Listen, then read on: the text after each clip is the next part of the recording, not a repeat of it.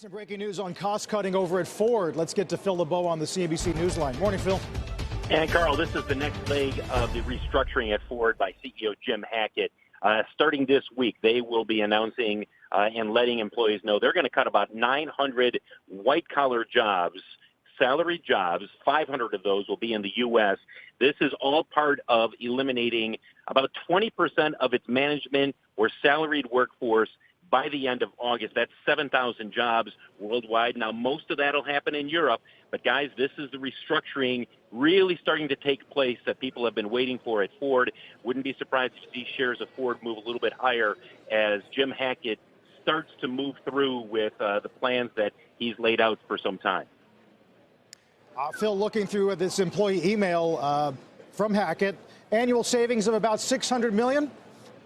Yep, annual savings of about $600 million. And again, most of that will be coming from the restructuring, which is most severe over in Europe. I mean, that is a business that desperately needs to be reworked, and that's what they're in the process of doing. But they're also reworking the business here in the U.S., and he's laid out his goals now, and now it's the actual going through and actually making the job cuts and the restructuring take place.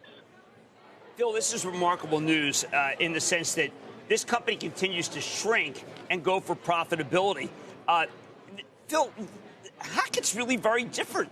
It doesn't sound like that they want to be in every car country. They don't want to be a world car. It seems like they just want to make everything profitable. And if it's not profitable, you're out. And, Jim, that's a huge change from how Ford has operated going all the way back to Henry Ford. Remember Henry Ford's vision? He's very famous, and became famous by saying, we want to take driving and our vehicles to all parts of the world. And that's why Ford was one of the leaders in expanding globally long before others. And they were very resistant to that, to changing the approach. And by eliminating cars, by focusing more on the profit drivers, pickup trucks and SUVs, this is the future of Ford, where they realize they cannot be all things to all people. How did Hackett get that? I mean, the family has never wanted this to be. Was that some sort of quid pro quo for him coming in? Because, boy, is it ever bullish.